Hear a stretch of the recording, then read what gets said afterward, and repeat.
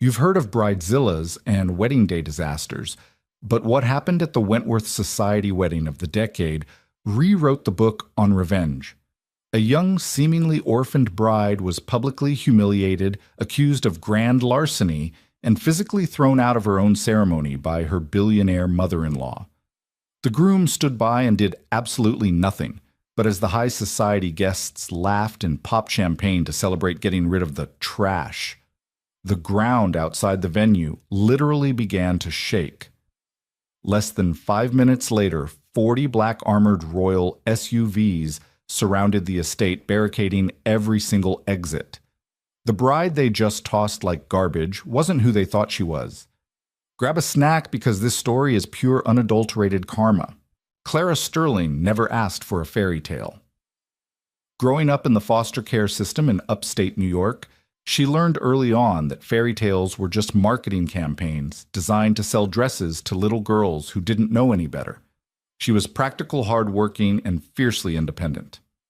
By the time she was 26, Clara had earned a master's degree in art history and secured a highly coveted position as an art restorer at a prestigious gallery in Manhattan.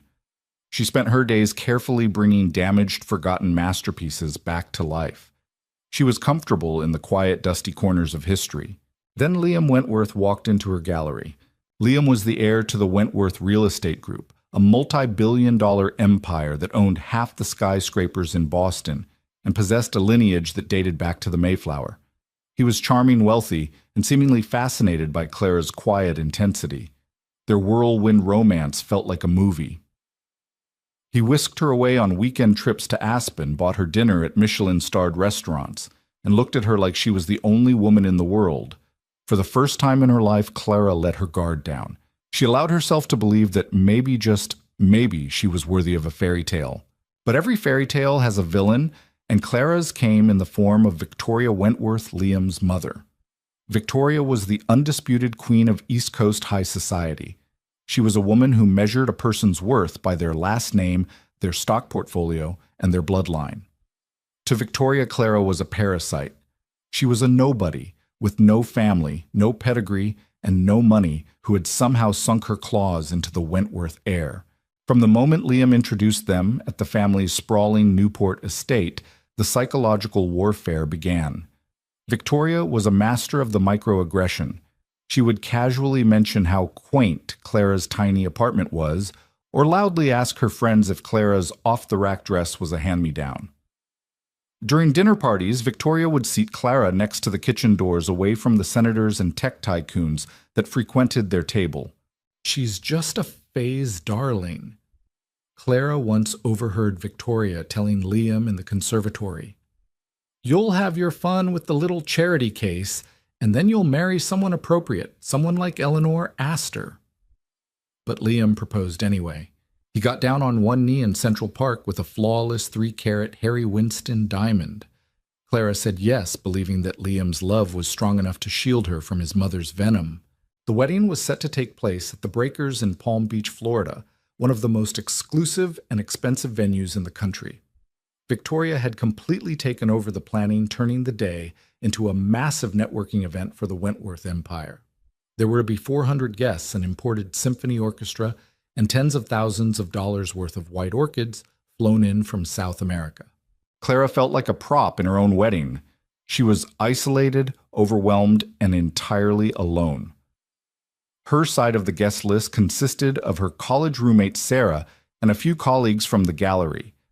But what Liam and Victoria didn't know, what Clara had kept entirely to herself, was that the orphan narrative wasn't entirely true anymore. 6 months prior, Clara had received a letter that changed her life. A private investigator had finally tracked her down. She wasn't just Clara Sterling, the foster kid. She was the biological granddaughter of Arthur Sinclair, a reclusive European billionaire whose family held royal ties and controlled a global shipping syndicate. Her mother, Arthur's rebellious daughter, had run away to America and tragically died when Clara was a baby. Arthur had spent 2 decades searching for her. When they finally met in a quiet suite at the Plaza Hotel, it was a tearful, emotional reunion. The Sinclair family was prepared to announce her return to the world, to shower her with the inheritance and the title she was owed. But Clara had begged her grandfather to wait. She loved Liam. She wanted to be sure that Liam loved her, the art restorer from the foster system, and not the Sinclair heiress. She wanted one pure, real thing before her life changed forever. It was a test of Liam's heart, a test he was about to fail spectacularly. The morning of the wedding was a masterclass in tension. The Florida sun beat down on the manicured lawns of the breakers, reflecting off the crystal blue ocean. Inside the sprawling bridal suite, Clara sat in front of a gilded mirror, her stomach tied in agonizing knots. She wore a custom Vera Wang gown that she had paid for with her own savings, a small act of defiance against Victoria's insistence on buying her a dress. It was a stunning, sleek silk crepe gown that made her look like old Hollywood royalty. Her maid of honor, Sarah, was carefully pinning a delicate veil into Clara's dark hair. "You look breathtaking," Sarah whispered, squeezing Clara's shoulders. "Just breathe. After today, you and Liam are on a plane to the Maldives, and you never have to look at his mother's Botoxed face again." Clara managed a weak smile. "I just want to get through the vows." At 1 p.m., exactly an hour before the ceremony, the heavy mahogany doors of the bridal suite swung open. Victoria Wentworth marched into the room, flanked by 2 massive private security guards, and Eleanor Astor, the wealthy socialite Victoria had always wanted Liam to marry. The air in the room instantly dropped 10 degrees. Victoria wasn't wearing a mother-of-the-groom dress. She was wearing a blinding floor-length white gown. It was a blatant, calculated insult. But it wasn't the dress that made Clara's blood run cold. It was the look of absolute predatory triumph in Victoria's eyes. "We have a serious problem," Victoria announced, her voice dripping with venomous satisfaction. "What's wrong, Mrs. Wentworth?" Clara asked, standing up, the heavy silk of her train pooling around her feet. "The Wentworth Imperial Sapphire," Victoria said coldly. "A family heirloom that has been in our family for 5 generations. I brought it to wear today. It is missing from my suite." Clara frowned, genuine confusion crossing her face. "I am so sorry to hear that. Have the staff checked the safes?" "Oh, we don't need to check the safes," Eleanor Astor sneered, stepping forward. "We know exactly where it is." Victoria snapped her fingers.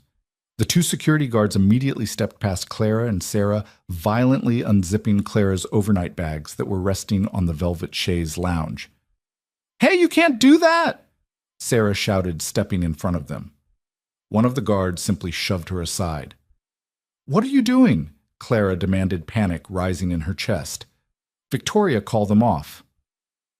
"This is my private property. Thieves have no right to privacy."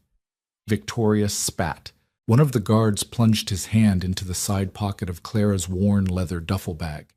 He pulled his hand out, and dangling from his fingers was a breathtaking, massive blue sapphire, surrounded by diamonds on a platinum chain. Clara stopped breathing. The room spun. "No," Clara whispered, stepping back. "No, I've never seen that before in my life. I didn't put that there. You planted it. You put it in my bag." "Save the performance for the police, you little gutter rat," Victoria hissed, stepping uncomfortably close to Clara. "I knew what you were the moment Liam dragged you into my home, a gold-digging, opportunistic leech. You couldn't just settle for my son's bank accounts, could you? You had to steal the family jewels." "Call Liam," Clara pleaded, turning to Sarah. "Sarah, go get Liam." "Liam is already aware," a voice said from the doorway.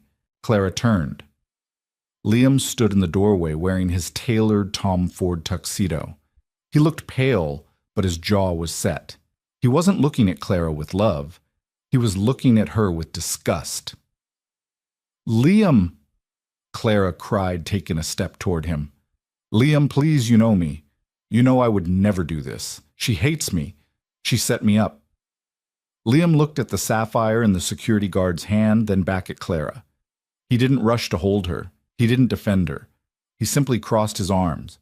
"My mother told me you were seen sneaking out of her hallway earlier this morning." Liam said, his voice flat and robotic. "I didn't want to believe it, but the proof is right here, Clara." "Liam, I was in the lobby getting coffee with Sarah. Ask the barista. Ask anyone.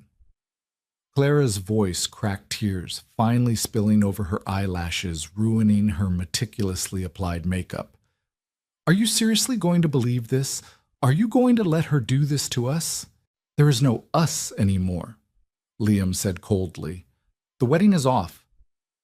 If Victoria had simply called the police or canceled the wedding quietly, it would have been devastating. But Victoria didn't just want to stop the marriage. She wanted to destroy Clara.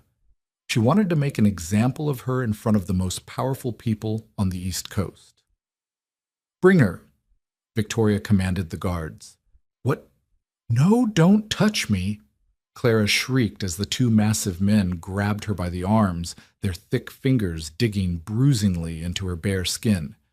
Liam, do something, Sarah screamed, trying to pull the guards off Clara, but Eleanor Astor forcefully grabbed Sarah by the hair, yanking her backward into the wall. Liam simply turned his back and walked down the hallway. The guards dragged Clara out of the bridal suite. She stumbled in her heavy gown, her bare feet slipping out of her expensive heels. They dragged her down the grand marble staircase of the breakers, past the shocked hotel staff, and straight toward the main ballroom where the ceremony was being held. Inside the ballroom, 400 of the wealthiest elites in the country sat in gilded chairs. The string quartet was playing a beautiful sweeping rendition of Bach's Cello Suite No. 1.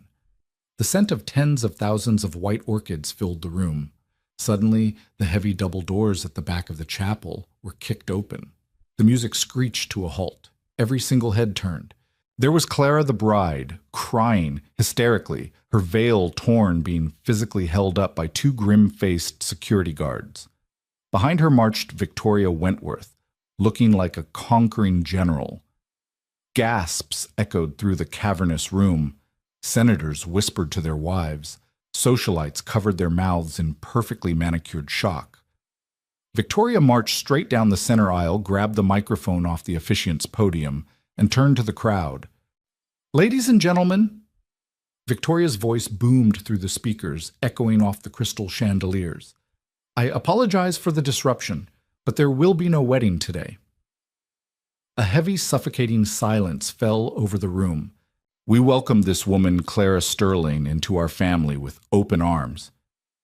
Victoria lied flawlessly, staring down at Clara with a look of pure evil. We offered her a life she could only dream of. And how did she repay us? By stealing a multi-million-dollar Wentworth heirloom from my private suite on her wedding day. The crowd erupted. The whispers turned into loud, judgmental murmurs. People were pointing. Someone in the second row actually laughed. She is a common thief. Victoria continued, her voice rising in dramatic cadence. A fraud who targeted my son for his wealth. Luckily, our security team intercepted the stolen property before this criminal could make off with it. Clara stopped fighting the guards. The fight completely drained out of her body. She looked out at the sea of faces, people she was supposed to call family. They were staring at her like she was vermin. She looked for Liam. He was standing near the front row, refusing to make eye contact with her. He didn't love her. He never had. He was a weak, pathetic boy who would always cower behind his mother's money. The tears stopped falling. A strange, eerie calm washed over Clara. The heartbreak was instantly replaced by something much colder and much more dangerous. Fine, Clara thought. You want to play the pedigree game? Let's play. Get this trash out of my sight, Victoria ordered the guards. Throw her off the property. She comes back, have her arrested for trespassing. The guards roughly turned Clara around and dragged her back down the aisle. The walk felt like an eternity. Guests leaned away from her as she passed, as if poverty and theft were contagious diseases. They dragged her through the lobby and out the front doors of the resort. The midday Florida heat hit her instantly. They shoved her hard, sending her crashing to her knees on the harsh, hot cobblestone of the main circular driveway. The delicate silk of her Vera Wang gown tore against the pavement, her knees bleeding onto the white fabric. Stay off the property, sweetheart, one of the guards sneered. The heavy brass-studded oak doors of the breakers slammed shut with a deafening thud. The lock clicked. Clara knelt there on the hot stones for a long moment. She was entirely alone. A few valets standing nearby looked at her with pity, but didn't dare approach. Slowly, Clara stood up. She wiped the dirt from her bleeding knees and brushed the tears from her face. She reached into the hidden pocket of her gown, a small customization she had requested from the tailor, and pulled out her cell phone.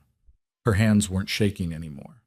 She scrolled to a saved contact, a number she had promised herself she would never use to solve her own problems. The contact simply read, "Grandfather." She hit send and put the phone to her ear. It rang exactly once before a crisp European voice answered. "Yes, Miss Sinclair." The head of Arthur Sinclair's security detail answered immediately. Clara stared at the heavy wooden doors of the resort, her eyes hardening into chips of ice. "Tell my grandfather the wedding is off," Clara said, her voice completely unrecognizable, vibrating with quiet, lethal authority. "And tell him I need the convoy. Now." "Understood, miss. Your grandfather is already airborne. The local detail is on standby at the Palm Beach airfield. What is your location?" "The Breakers, main entrance," Clara said. "ETA is 4 minutes, Miss Sinclair. Do you require medical "No," Clara said softly, a dark vindictive smile slowly spreading across her face. "But the people inside are going to." She hung up the phone. She didn't walk away. She didn't run and hide in shame. Clara stood barefoot on the cobblestone driveway, the torn train of her dress whipping in the coastal wind, and she waited. Inside, the Wentworths and their elite guests were laughing, celebrating the successful excision of a peasant from their royal bloodline. They were drinking expensive champagne, completely oblivious to the fact that they had just declared war on a family that could buy and sell the Wentworth empire before breakfast. The countdown had begun. The Florida sun was brutal, baking the cobblestones of the Breakers' main driveway. Clara remained kneeling for a few minutes, the sharp stones digging into her ruined knees, allowing the heat to burn away the last remnants of her grief. By the time she stood Clara Sterling, the orphaned art restorer was gone. In her place stood Clara Sinclair. A valet named Winston, a young college student working the weekend shift, nervously took a step toward her with a bottle of water. "Miss, do you need me to call a cab?" he asked, his voice shaking. He had seen the whole brutal expulsion and was visibly horrified. Before Clara could answer, a low, rhythmic vibration began to emanate from the ground. It wasn't the sound of a single engine. It was a collective thunderous rumble that seemed to swallow the crashing sound of the nearby ocean waves. Winston paused, looking down the long palm tree-lined avenue that led from South County Road to the resort's entrance. First came the police escort, 6 Palm Beach County Sheriff's motorcycles, lights, flashing sirens, wailing forcefully, clearing the intersection. But they weren't there to arrest Clara. They were clearing the path for what came next. Rounding the corner in perfect terrifying synchronization was a fleet of heavily armored matte black Mercedes-Benz AMG 63 SUVs. They didn't just drive. They moved like a military strike force. There were 10, then 20, then 30. The massive convoy stretched all the way down the avenue, a seemingly endless mechanical serpent of wealth and power. Interspersed among the G-Wagons were custom-built, bomb-proof Range Rover Sentinels. The valets dropped the keys they were holding. The wealthy guests lounging on the pristine balconies of the resort stood up their mimosas, forgotten, pointing down at the driveway in sheer bewilderment. The lead SUV slammed on its brakes just inches from where Clara stood. The rest of the convoy fanned out with brutal efficiency. Within 45 seconds, 40 SUVs had completely blockaded the massive circular driveway parked across the manicured lawns and sealed off the service exits. Nobody was getting in, and more importantly, absolutely nobody was getting out. The doors of the vehicles opened simultaneously. Over 100 men dressed in immaculate dark suits wearing earpieces and discreetly carrying sidearms stepped out. They were ex-MI6 former GSG-9 operatives and elite private military contractors. They didn't speak. They simply formed an impenetrable wall around Clara. From the center of the formation, a custom elongated Mercedes-Maybach GLS 600 pulled up. The rear door was opened by a man named Klaus Richter, the formidable head of Sinclair Global Security. An older man stepped out into the humid Florida air. He wore a bespoke charcoal gray suit from Savile Row that probably cost more than the average American's mortgage. He leaned slightly on a silver-tipped walking stick, but his posture was rigid, and his pale blue eyes held the kind of cold, calculating power that toppled governments and dictated global markets. This was Arthur Sinclair, the patriarch. He took one look at Clara, at her torn Vera Wang dress, her bare bleeding feet, and the dirt smeared across her face, and the temperature in the driveway seemed to plummet to freezing. "Grandfather," Clara said softly, her voice remarkably steady. Arthur didn't say a word. He crossed the distance between them and pulled her into a fierce, protective embrace. Clara buried her face in his shoulder, inhaling the familiar scent of expensive tobacco and bergamot. For a moment, she allowed herself to feel safe. "I am so sorry, my dear." Arthur whispered, his thick European accent laced with lethal fury. "I should never have let you endure this charade alone. I needed to know," Clara replied, pulling back and looking him in the eye. "Now I do." Arthur turned to Klaus Richter. "Medical." "No," Clara interrupted, holding up a hand. "I don't want a doctor. I want my dignity back." Arthur studied her face, seeing the hardened resolve in her eyes. He smiled a small, dangerous smirk that promised absolute destruction. "Very well." Klaus removed his impeccably tailored suit jacket and draped it over Clara's bare shoulders to cover her torn dress. He then snapped his fingers, and a security operative rushed forward with a pair of soft black velvet loafers, kneeling to carefully slide them onto Clara's bruised feet. Arthur turned his gaze to the massive brass-studded oak doors of the breakers. "Klaus!" Arthur commanded, his voice echoing off the stone walls. "Seal the perimeter, cut their external communications, and open those doors." "With pleasure, sir," Klaus replied. Inside the Venetian ballroom, the atmosphere was a mix of awkward tension and elite relief. The string quartet had resumed playing, though they had switched to a slightly more upbeat Vivaldi piece. Waiters in white gloves were circulating with trays of Dom Perignon.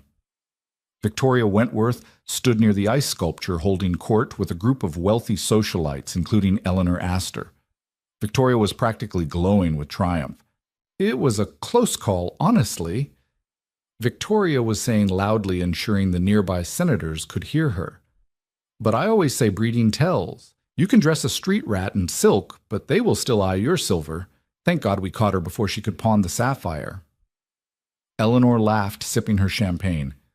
"Liam looks a bit shell-shocked, poor thing, but he'll recover. He just needed a harsh dose of reality."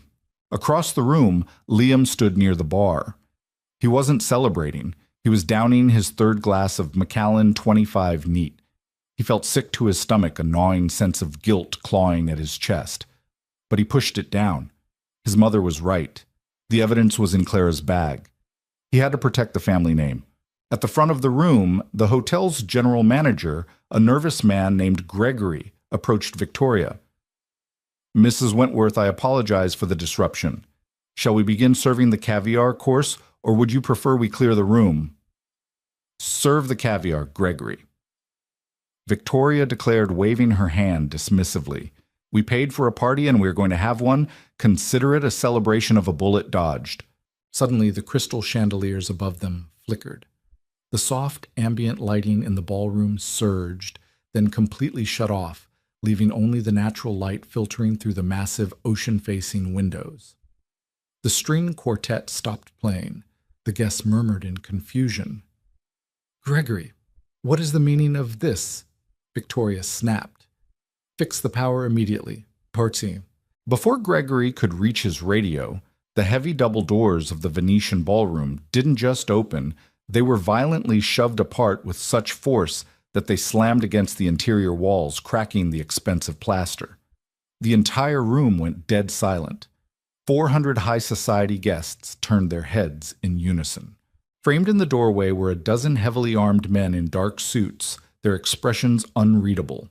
They stepped into the ballroom with tactical precision, fanning out and blocking every single exit, including the doors leading to the kitchen and the patio.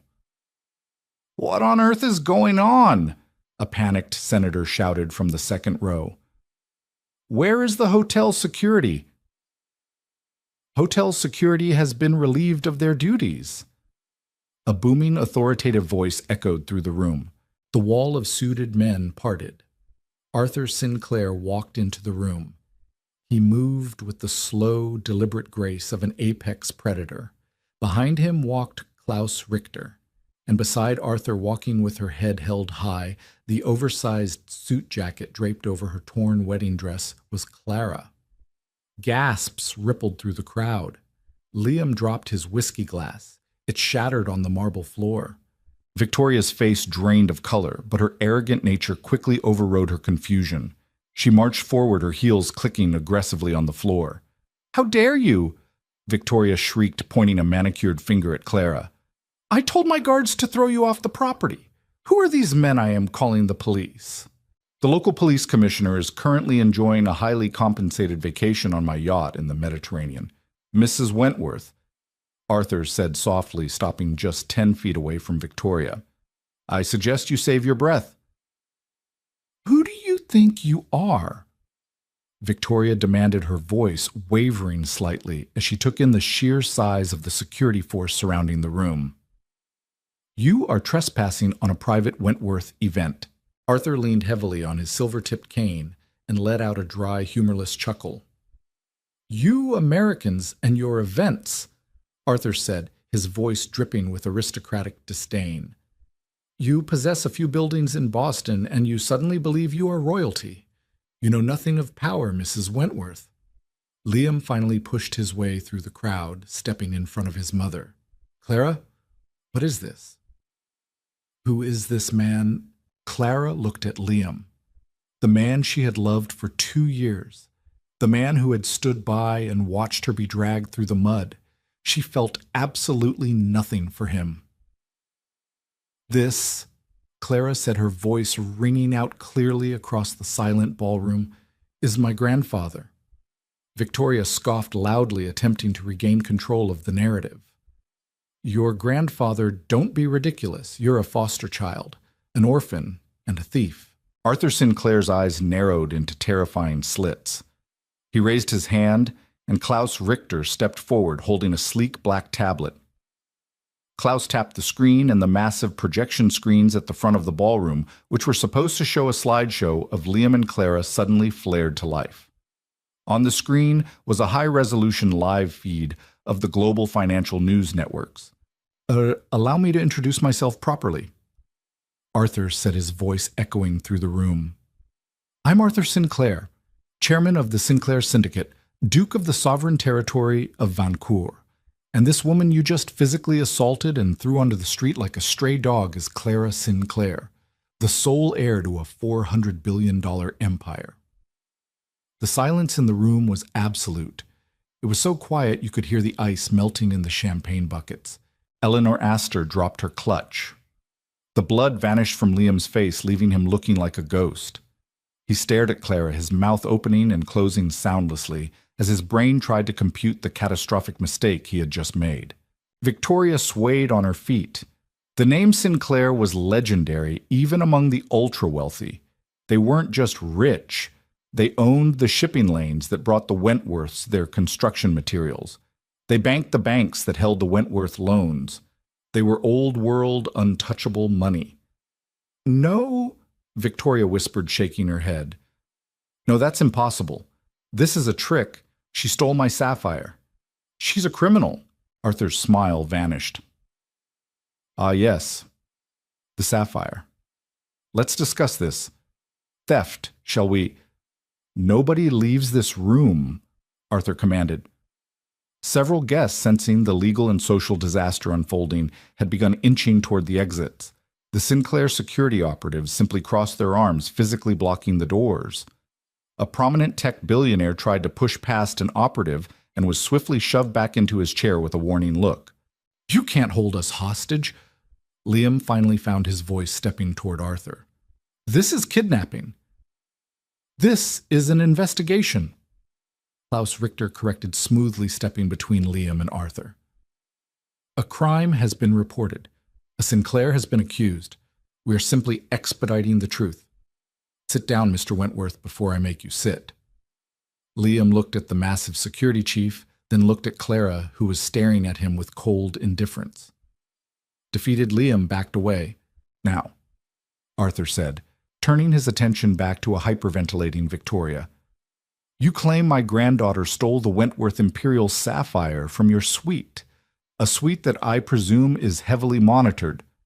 Of course it is. Victoria snapped, trying to project strength.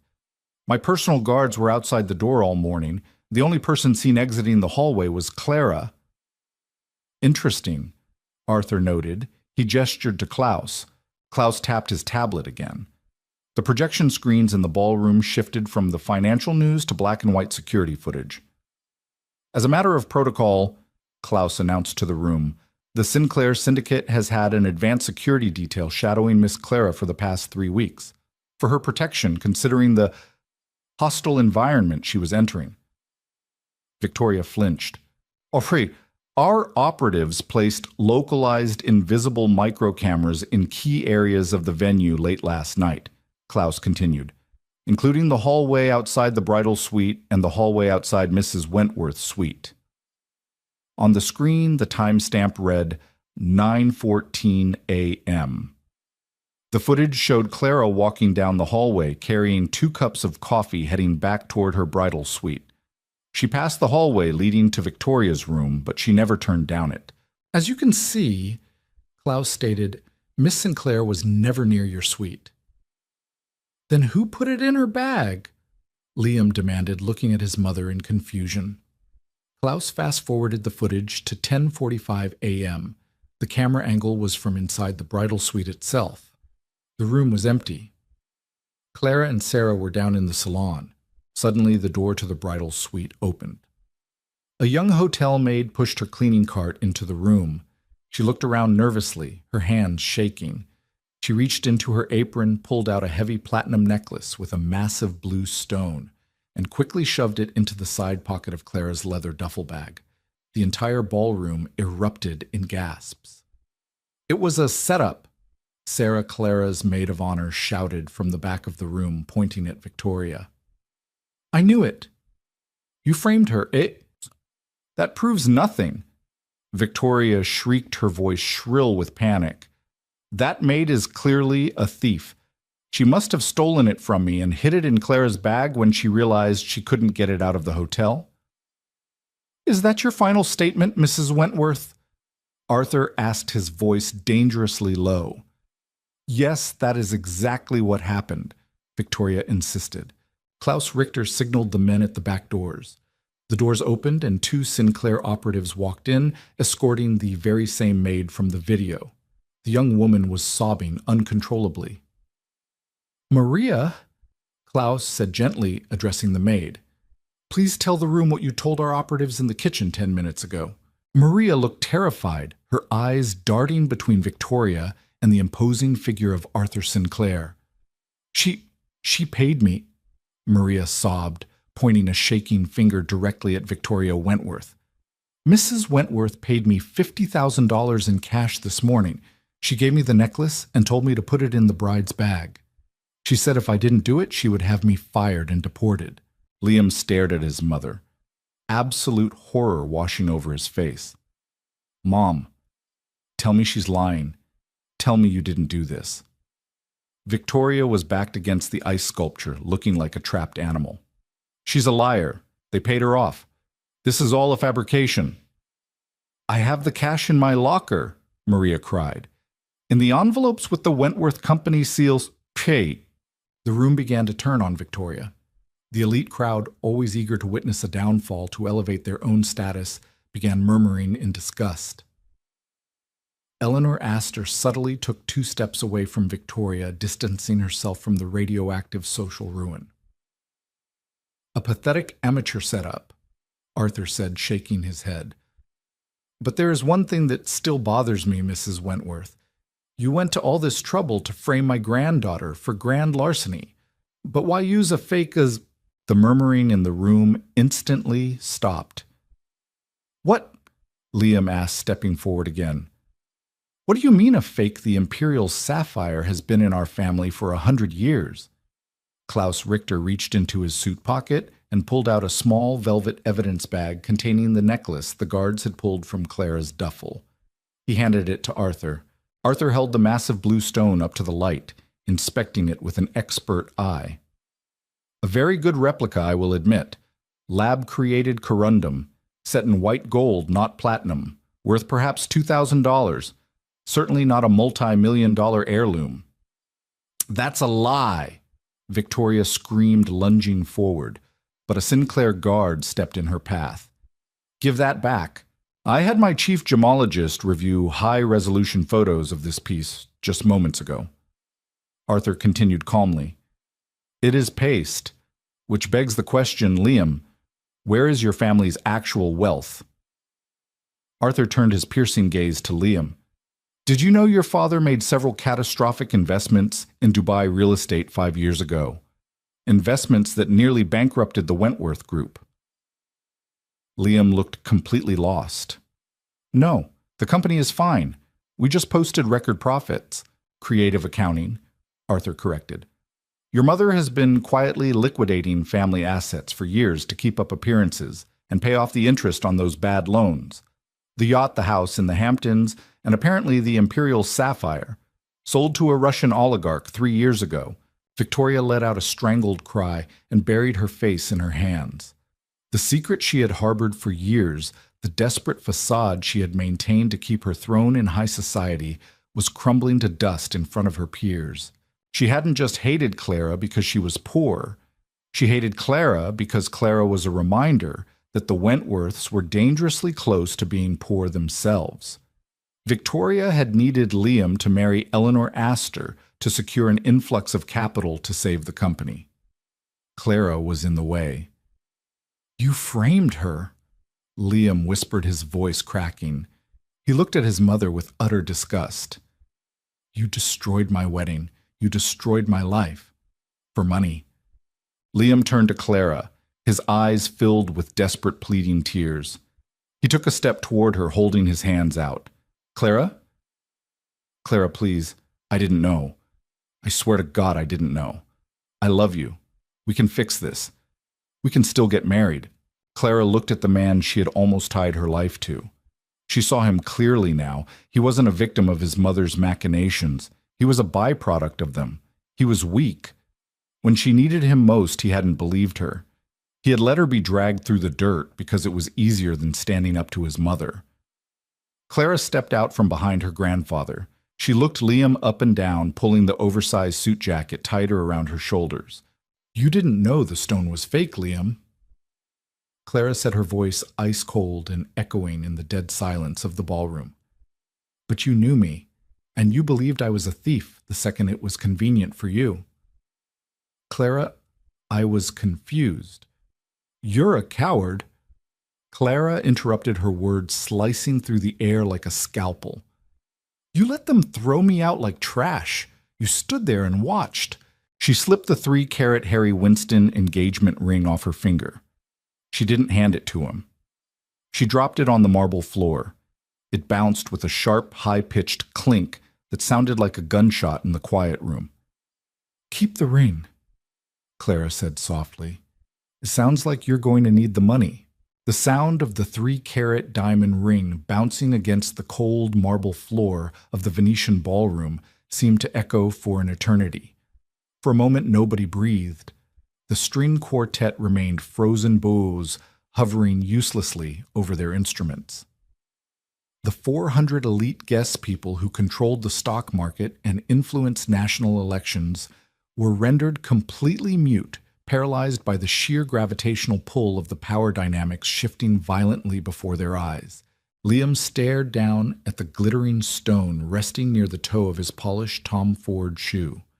The realization of what he had lost, not just the multi-billion-dollar Sinclair fortune, but the only woman who had ever loved him for simply being Liam and not for his trust fund, crashed over him like a suffocating wave. He looked up, his eyes bloodshot, his jaw trembling. He opened his mouth to speak, to beg to offer some pathetic platitude of redemption, but the terrifyingly calm voice of Arthur Sinclair cut him off before a single syllable could escape. "Do not insult my granddaughter by speaking to her again." Arthur said, his voice quiet, but carrying the lethal resonance of an incoming artillery shell. "You made your choice, boy. You chose the shelter of your mother's decaying empire over the loyalty of a woman who was infinitely too good for you. Now you will reap the harvest of that cowardice." Arthur turned his attention away from Liam, dismissing him as one would dismiss a mildly annoying insect, and focused his pale glacial eyes back on Victoria. Victoria was hyperventilating, leaning heavily against the ice sculpture, her knuckles white as she gripped the frozen swan to keep her trembling legs from giving out. The meticulously crafted facade she had spent decades building, the illusion of the untouchable Wentworth superiority, was lying in shattered pieces on the floor, destroyed by a weeping hotel maid and a fake sapphire. This is an outrage." Victoria gasped, her voice completely stripped of its usual aristocratic arrogance. It was high-pitched, desperate, and shrill. "You burst into my private event, you make wild, slanderous accusations, you parade a lying servant before my guests. I will sue you, Arthur Sinclair. I will drag your name through the American courts until you are nothing." Arthur actually smiled. It was a terrifying sight. It was the smile of a tiger that had finally cornered a particularly slow deer. "Sue me." Arthur chuckled, leaning slightly on his silver-tipped cane. "Mrs. Wentworth, you cannot afford to hire a traffic lawyer at this precise moment, let alone mount a transatlantic legal campaign against the Sinclair Syndicate." Arthur gestured smoothly to Klaus Richter, who stood like a monolithic statue by his side. Klaus stepped forward and tapped the screen of his tablet. The massive projection screens behind the altar, which had previously shown the humiliating security footage of the framed theft, flickered and changed. The screens now displayed a dense, highly detailed financial ledger. To the untrained eye, it was just a sea of red numbers and complex banking jargon, but to the room full of hedge fund managers, real estate tycoons, and investment bankers, it was a perfectly painted portrait of absolute financial slaughter. "Let us talk about your empire, Victoria." Arthur began his tone almost conversational, as if he were discussing the weather rather than destroying a legacy. "The Wentworth Real Estate Group, a venerable institution, yes, founded in the 1920s, survived the Great Depression. It is a shame it will not survive the afternoon." Victoria's eyes darted frantically to the screens. "Turn those off. Those are private financial records. This is corporate espionage." "This is public record if you know where to look, and I assure you my forensic accountants know exactly where to look," Arthur countered smoothly. 5 years ago, your late husband borrowed heavily against your flagship properties in Boston and New York to finance a disastrous venture in the Middle East. When that venture collapsed, the Wentworth Group was left with $4.2 billion in toxic debt. Whispers erupted like wildfire among the seated guests. Several men in the front row investors who had significant holdings in Wentworth developments suddenly looked physically ill. Cell phones began to subtly appear from suit pockets as guests frantically began texting their brokers under the tables. "To hide this insolvency and maintain your ridiculous lavish lifestyle," Arthur continued mercilessly, "you began engaging in a highly illegal shell game. You took out secondary mortgages using fraudulent valuations. You liquidated the family trusts. You sold off the genuine heirlooms and replaced them with paste. But the debt always comes due, Victoria. The interest alone is bleeding your company dry. You are surviving month to month by the absolute skin of your teeth." "Lies!"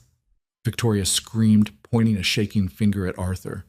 "We are restructuring. We have secured new capital." Yes." Arthur nodded slowly, his eyes drifting over to Eleanor Astor, who was standing a few feet away, looking absolutely horrified. "The new capital, the highly anticipated merger of the Wentworth and Astor families, a marriage of convenience designed to inject Astor liquid assets into the dying Wentworth corpse. That was the plan, wasn't it? That is why Clara had to be removed. She was standing in the way of your bailout." The entire ballroom turned to stare at Eleanor Astor and her parents, who were seated in the second row. Eleanor, a woman raised to survive in the ruthless jungles of high society, realized instantly that the ship was sinking and she had no intention of going down with it. She stepped forward, her face a mask of cold, calculated distance. "I have no idea what you are talking about, Mr. Sinclair," Eleanor announced loudly, ensuring her voice carried to every corner of the room. She turned to look at Victoria with a mixture of pity and intense disgust. "There is no merger, there is no arrangement, and after witnessing this deplorable criminal behavior today, the Astor family will be severing all personal and professional ties with the Wentworths." Effective immediately, Victoria gasped as if she had been physically struck. "Eleanor, you can't do this. We had an agreement." "We had an agreement based on the presumption that you were solvent." "Victoria." Eleanor's father, a formidable banker, shouted from his seat, standing up to join his daughter. "You lied to us. You are a fraud. Please." Victoria begged, the last remnants of her dignity vanishing. She looked out at the sea of her friends, the people she had gossiped with, vacationed with, and ruled over. "Please do not listen to this man. We are Wentworths." But the crowd was already turning away from her. The social execution was absolute. In their world, poverty was the only unforgivable sin, and Victoria had just been exposed as the poorest person in the room. Arthur raised his hand, silencing the growing din of the panicked guests. "But I am not quite finished, Victoria," he said softly. He looked at Klaus Richter. "Klaus, the promissory notes." "Acquired, sir," Klaus replied instantly. "At 8 a.m. this morning, European Standard Time, the Sinclair Syndicate systematically purchased every single outstanding loan mortgage and debt obligation held by the Wentworth Real Estate Group from your various creditors." Liam's head snapped up. "What, you bought our debt?" "I own you," Arthur stated, simply looking directly into Liam's eyes.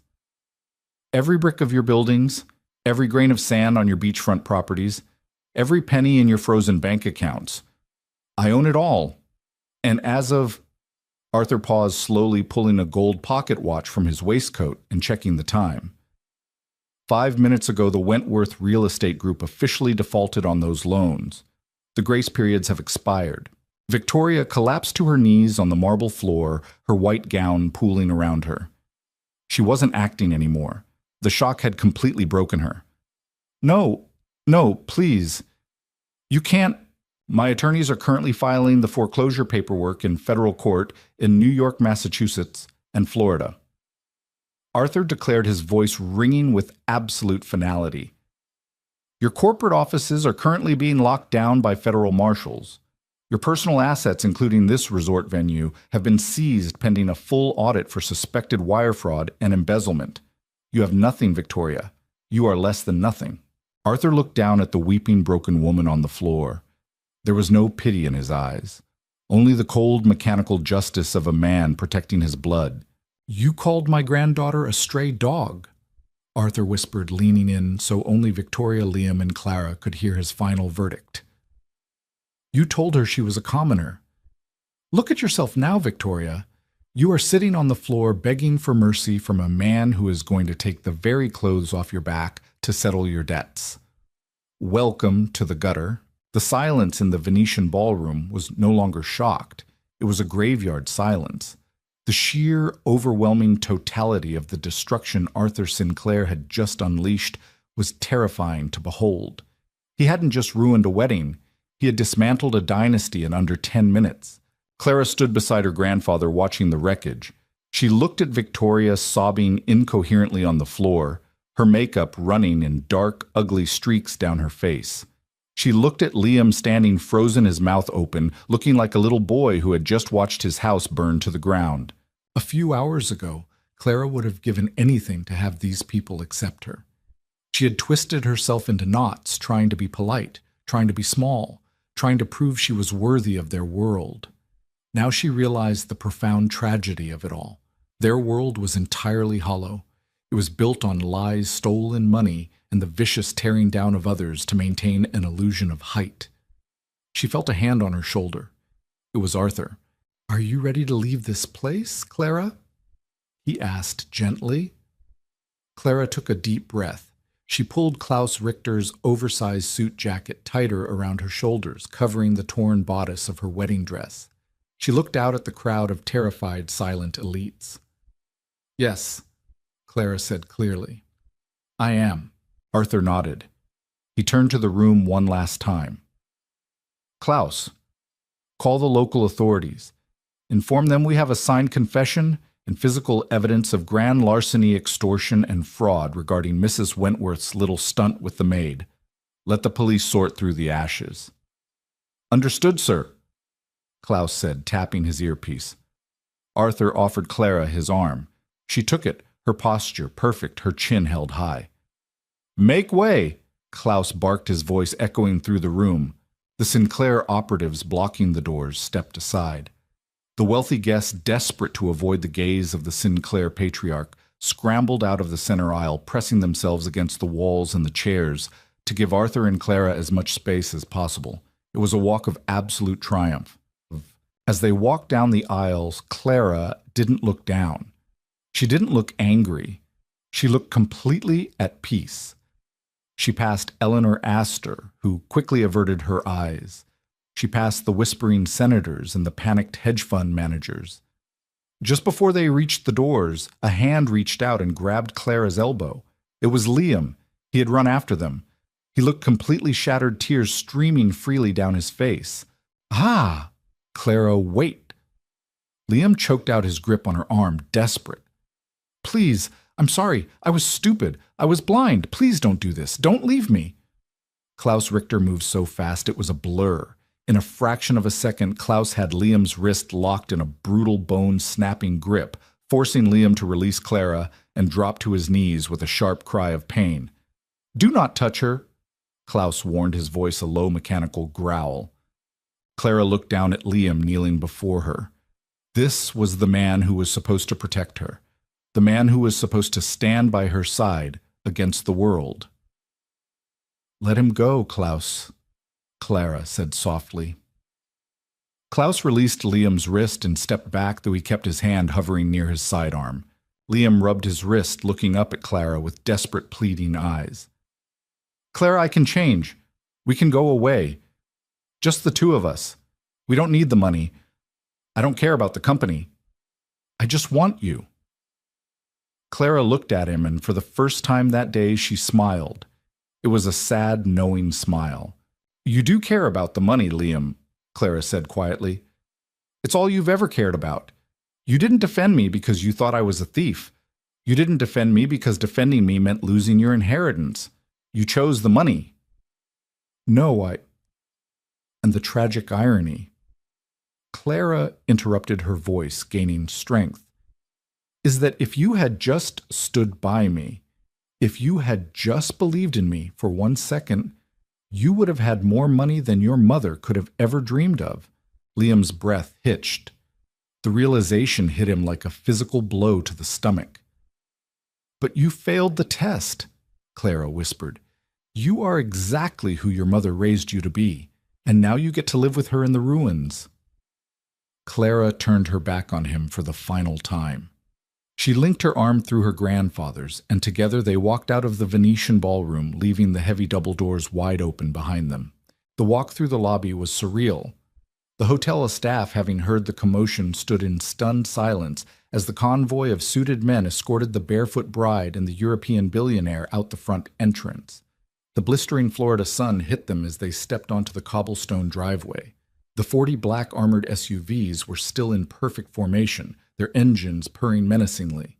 Klaus opened the rear door of the elongated Maybach. Clara slid into the luxurious, climate-controlled leather interior. Arthur slid in beside her. Klaus closed the door with a solid, heavy thud, sealing them off from the chaos they had left behind. To the airfield, Arthur ordered over the intercom. "Tell the pilot to prep for a transatlantic flight. We're going home to Geneva." "Yes, sir," the driver responded. The convoy began to move.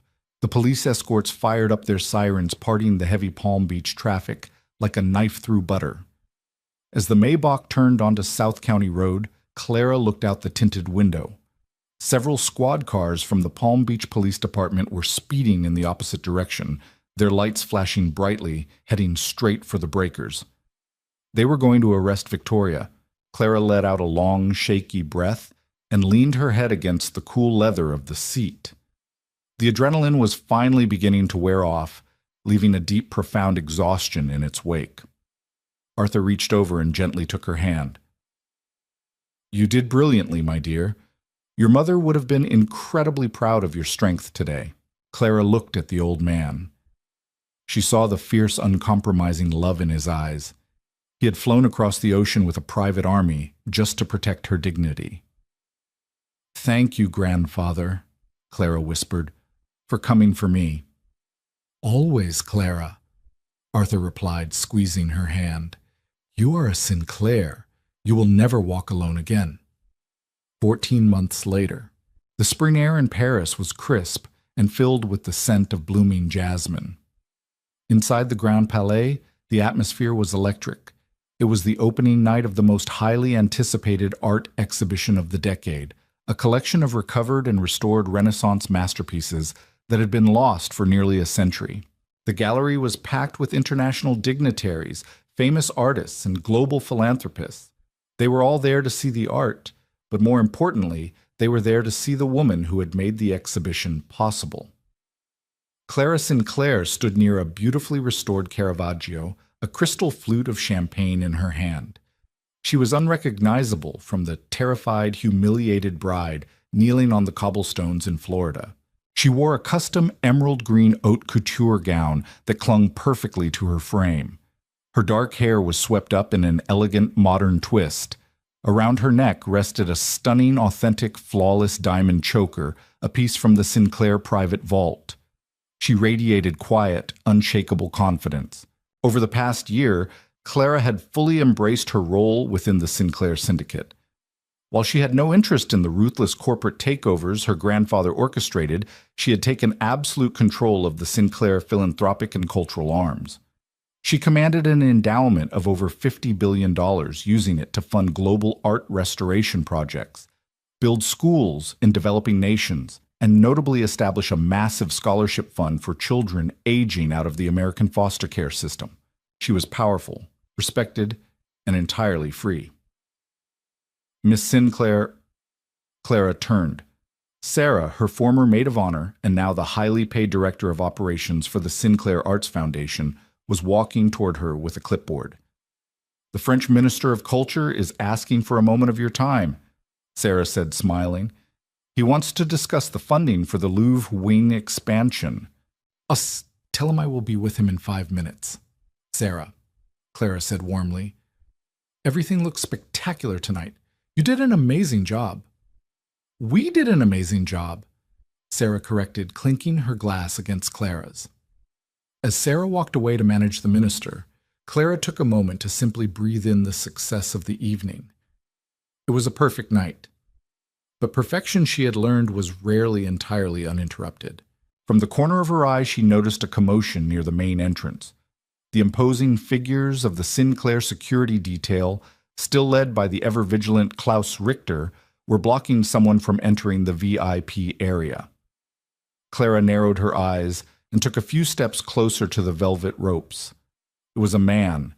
He was wearing a cheap, poorly fitted suit. He looked gaunt, exhausted, and deeply aged. He was arguing frantically with the guards, holding up what looked like a crumpled press pass. Clara's breath caught in her throat for a fraction of a second. It was Liam.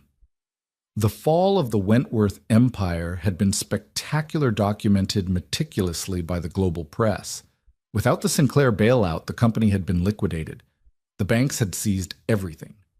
Victoria Wentworth, after a highly publicized and deeply humiliating trial, had been sentenced to 3 years in a minimum security federal facility for extortion and fraud. Liam had been left with absolutely nothing.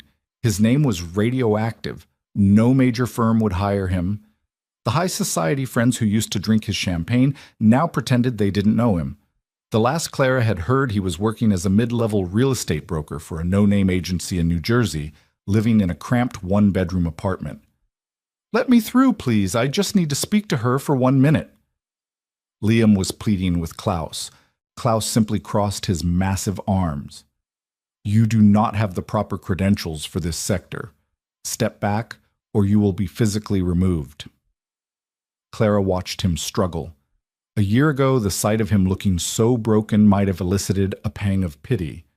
But the fire of that Florida afternoon had burned away any lingering sentimentality. She felt absolutely nothing. He was a stranger. She took a step forward, approaching the velvet rope. Liam saw her. His eyes widened, a mixture of awe and desperate hope flooding his face. He pushed against the rope. "Clara!" Liam called out, his voice cracking. "Clara, please, it's me."